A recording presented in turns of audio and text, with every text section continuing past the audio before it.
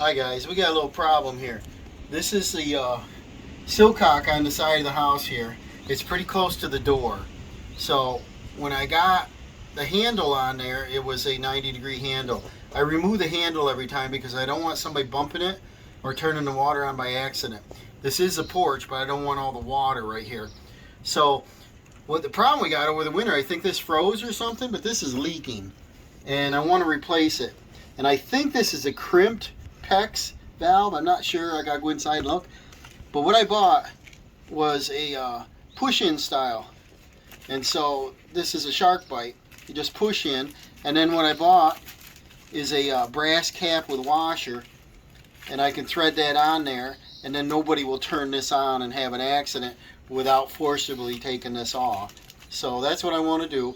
There is a second shut-off inside the house, so we'll be okay as far as, you know, freezing, whatever. So let's get started on this. I want to remove this. It's on with, looks like Phillips. And I want to go inside and see what the pipe looks like.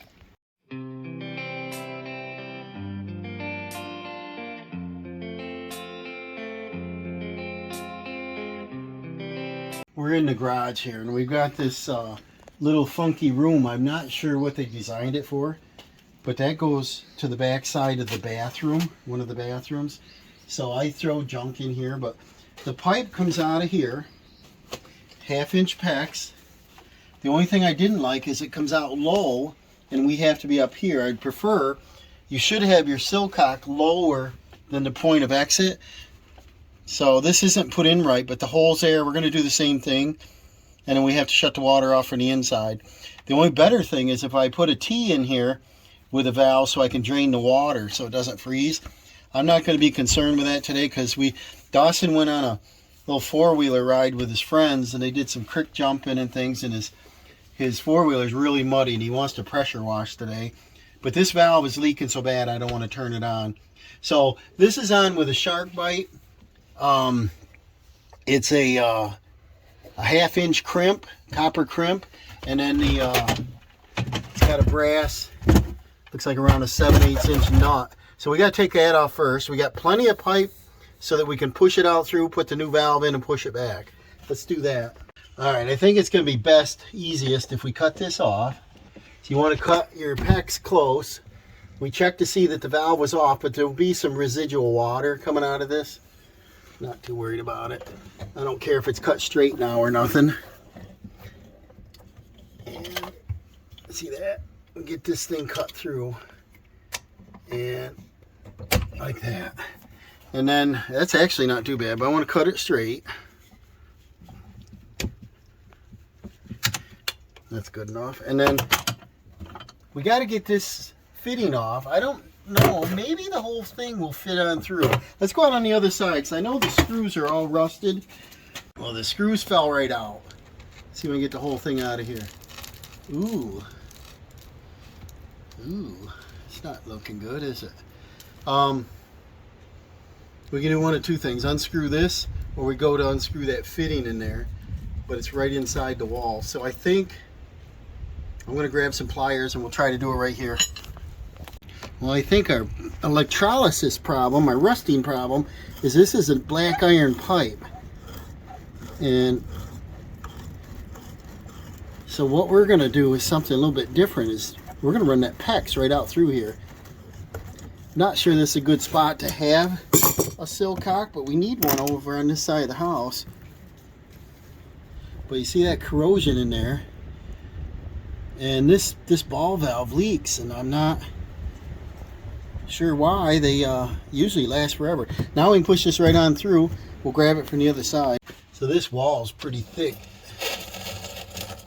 Yeah, see that? Had some electrolysis going on here.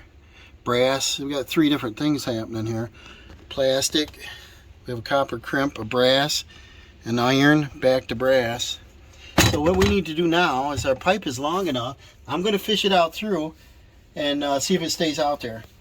Alright, so what I like to do is measure about 7/8 of an inch. If you've seen me in a past video using these.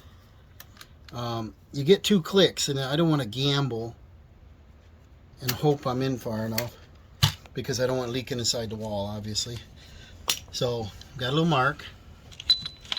It's normally on these type of shark fittings is just 7/8. Watch right back there. There's one click. There's two. See that? Can you see that little mark? It's right there. Perfect. So that's all we got to do on that. Tear this thing off.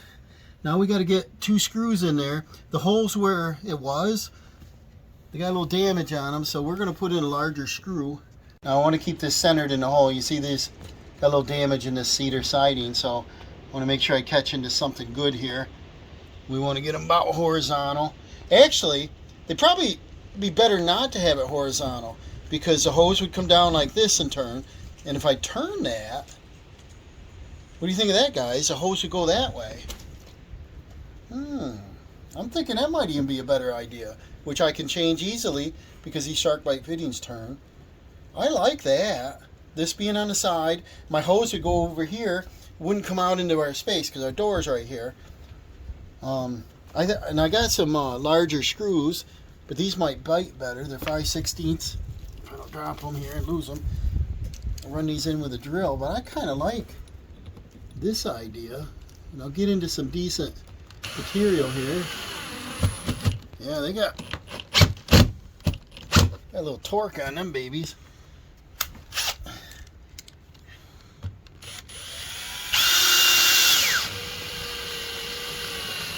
There we go. And there we go. See that? Poosh, poosh. And then I'm going to take this, just in case, you know, some wiseacre comes over and goes, hey, let's flood their porch out. Even though underneath this is all concrete. It's a concrete pad. It's not going to hurt anything anyway. But put this on there. We won't have any accidents, you know. I can tighten that up with pliers. Somebody can come over here and monkey with it like a child.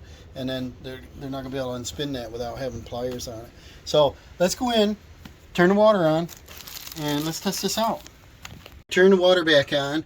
You'd hear it fizzing or hissing up here. It's not dripping. Let's go out and test it. All right, I brought out a bucket. We'll take this cap off. Give her the test. We're going to get a lot of air. And this type will spray out. So I don't have my hose on. So let's see what we got here. Woohoo!